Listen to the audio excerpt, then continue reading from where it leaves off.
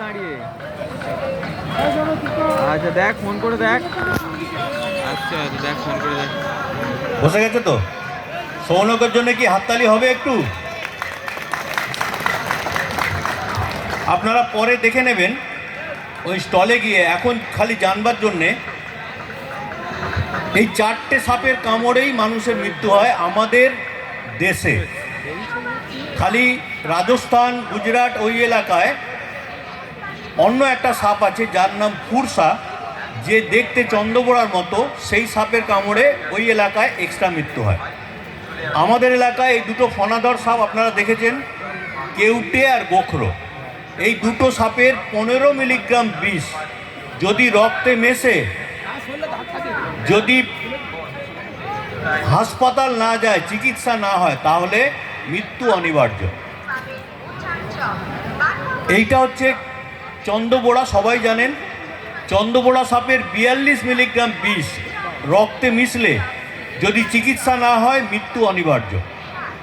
আর এইটা হচ্ছে কি সাপ? কালাজ। কালাজ, কালচিতি, ডোমনাচিতি, শিয়র চাঁদা, শিখর চাঁদা। একজন দাদা বললেন যে চামড় খোসা এখানে বলে।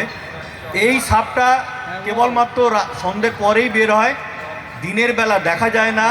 এর স্বভাব হচ্ছে বাড়িতে ঢুকে যাওয়া, বিছানায় ঢুকে যাওয়া। আমার গ্রামে আলনা থেকে কাপড় নিতে গিয়ে এক গৃহবধূ কামড় খেয়েছেন, তারপরে ঘুরে ঘুরে এরকম থালা বসিয়ে সময় নষ্ট হয়েছে। উলুবেড়িয়া হাসপাতালে গিয়েও তাকে বাঁচানো যায়নি। তো এই সাপ হচ্ছে এশিয়ার মধ্যে সবচেয়ে বিপজ্জনক বিষধর সাপ, কারণ এর মাত্র 1 মিলিগ্রাম বিষ, একটা সর্ষে দানা পরিমাণ, রক্তে মিশলে চিকিৎসা না হলে মৃত্যু অনিবার্য। চন্দ্রবোড়ার বলা হলো না, 42 মিলিগ্রাম বিষ রক্তে মিশলে মৃত্যু অনিবার্য। চন্দ্রবোড়া কামড়ালে যদি তাড়াতাড়ি চিকিৎসা না হয়, আমাদের শরীরের রক্ত সংবহন তন্ত্রটা নষ্ট হয়ে যায় এবং প্রচণ্ড যন্ত্রণাদায়ক মৃত্যু হয়। উন্নত চিকিৎসার জন্যে আমাদের পিজি বা ওই কলকাতার হাসপাতালে নিয়ে যাওয়ার দরকার পড়ে। তো আপনারা যারা গ্রামীণ এলাকায় বাস করেন, খেয়াল রাখবেন যে হাসপাতালে বেড আছে সেখানেই সাপের কামড়ের ওষুধগুলো আছে। ওষুধগুলো বললাম কেন? সাপের কামড়ের মূল ওষুধ হলো AVS, অ্যান্টিভেনাম সিরাম, যেটা সাপের বিষ থেকেই তৈরি হয়। এই 4টে সাপের যে কোনো সাপ কামড়ালে ওই একই ওষুধ দিয়ে ভালো করা যায়। হাসপাতালে রুগীকে শুইয়ে স্যালাইন দিয়ে, স্যালাইনের মাধ্যমে ওই বিষ রুগীর শরীরে দিয়ে দেওয়া হয়। কখনোই হাসপাতালে গেলে যে রক্ত পরীক্ষা হয় তাতে বোঝা যায় না যে শরীরে সাপের বিষ আছে কি নেই, কিন্তু তবু একটা রক্ত পরীক্ষা করা হয় যার নাম হচ্ছে 20WBCT।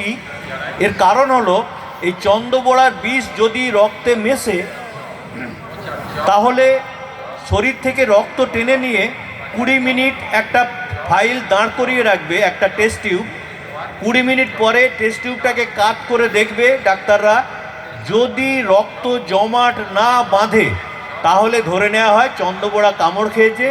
রুগীর অন্য কোনো লক্ষণ না দেখেই তাকে চিকিৎসা শুরু করা হয়। একটাই চিকিৎসা, AVS দেয়া।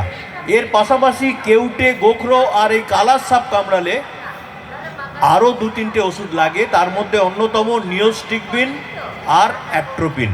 এসব কম দামের ওষুধ, কিন্তু মনে রাখবেন কোনো নার্সিংহোমে সাপে কাটা রোগের চিকিৎসা হয় না। বড় হাসপাতাল মানে আজকাল লোকে নার্সিংহোম মনে করে। আমরা দেখেছি কলকাতার পিয়ারলেস হাসপাতালে সাপে কাটা রোগী ভর্তি করে একজন দ্বাদশ শ্রেণীর ছাত্রী সে কিন্তু প্রাণ দিয়েছে।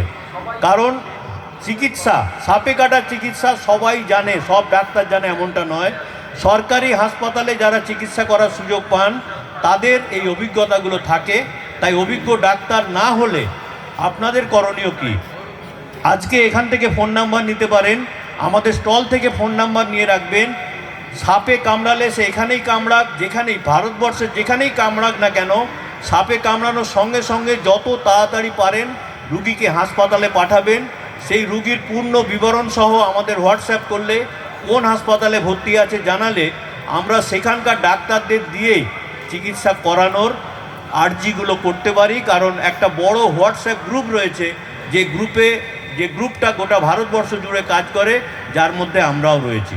তো খেয়াল রাখবেন, হাসপাতালে রুগীকে নিয়ে যেতেই হবে।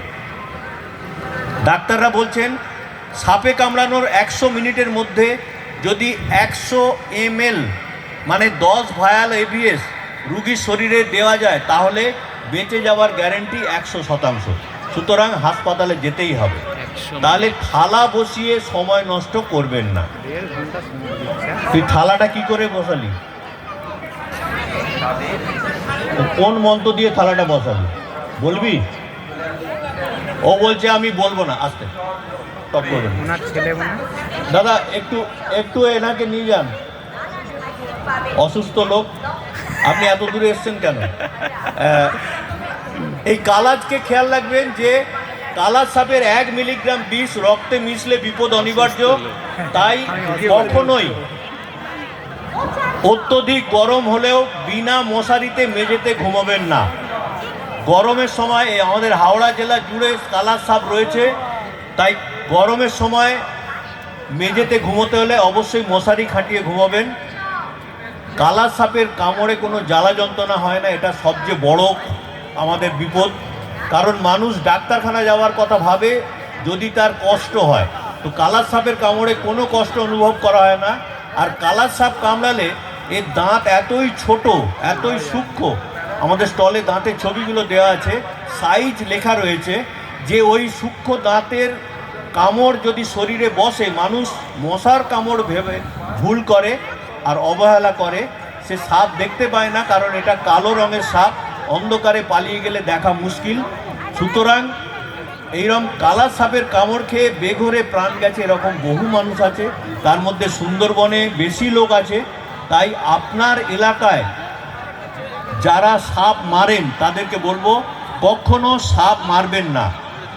সাপ নিজেই নিজেকে খায়। খেয়াল রাখবেন, এই চন্দ্রবোড়া ইদানিং খুব বেড়েছে, কারণ চন্দ্রবোড়া সাপ, বাকি 4টে সাপের মধ্যে চন্দ্রবোড়া সাপ একমাত্র যে কিনা বাচ্চা দেয়। আর এই সব সাপগুলো 15টা 20টা বড় জোর ডিম পাড়ে।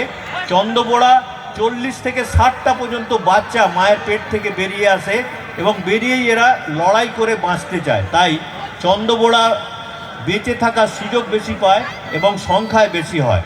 তাই কিন্তু খেয়াল রাখবেন, বড় সাপগুলো, সে ঢ্যামনা সাপ হোক বা অন্য যে কোনো সাপ হলো বা বিষধর সাপ হোক, সে ছোট সাপ দেখলেই তাকে খাদ্য হিসাবে গ্রহণ করে।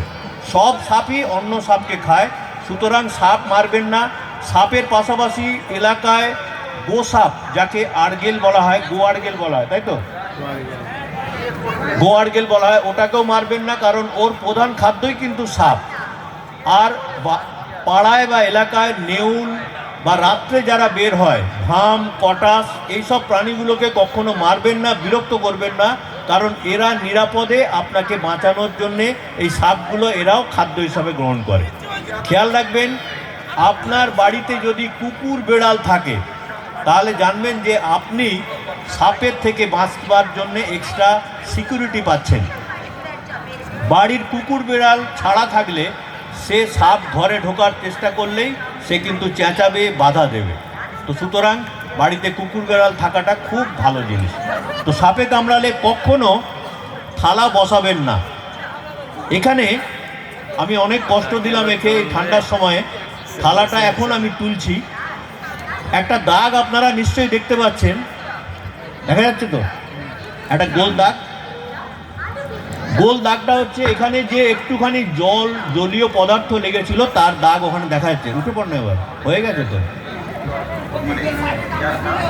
গুণিনরা বলে যে থালা বিষ তুলে নেয় তাই রুগী ভালো হয়। তাহলে আজকে এখানে ওকে কিচ্ছু কামড়ায়নি, অথচ ওর পিঠে থালাটা বসলো। কি কারণে বসলো আজকে আমরা এইটা দেখালাম আপনাদের কাছে। তো তুই তো মন্ত্রটা বলবি না বলছিস, তাই তো?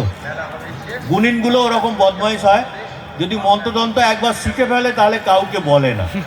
তা আপনাদের জানাই, কোনো মন্ত্রের দ্বারা এই কাণ্ডটা হয় না। আমাদের কাছে বই আছে, না অল্প কিছু বই আছে, আমরা নিয়ে বসেছিলাম। যারা দেখেছেন, একটা ছড়ার বই আছে, আমরা আজকে 10 টাকায় দিয়ে দেবো। তাতে একটা ছড়া এই পিঠে থালাটা কি করে বসলো সেটা নিয়ে লেখা আছে। ছড়ার বইটার নাম হচ্ছে 4 লাইনে চিচিং ফাঁক।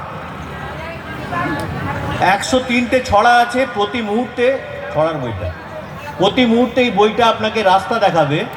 এর একটা ছড়া এই থালা বসানো নিয়ে। বলি ছড়াটা, অল্প ঘাম থাকলে পিঠে থালা নিজেই আটকে থাকে, বিষ নামানোর বুজরুকিতে মারতে কি চাও মানুষটাকে? তাহলে কি জবাব পেলেন?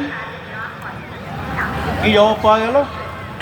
অল্প ঘাম যদি পিঠে থাকে থালা নিজেই আটকে যায়। আজকে এই শীতকালে ঘাম হবে না বলে আমরা কি করেছি, থালাটা ধুয়ে নেবার নাটক করেছি। ধোয়ার পরে একটু মুছেও নিয়েছি, কিন্তু তারপরেও যে পরিমাণ জলীয় পদার্থ রয়ে গিয়েছিল তার দরুন থালাটা পিঠে বসেছে। এ বাবুজির অত ক্ষমতা নেই যে পিঠে থালা বসাবে, তবে এরা এসেছে আপনাদের এই অনুষ্ঠান দেখাতে সহযোগিতা করলো। এদের জন্য একটা বড় করে হাততালি দিন। যাও।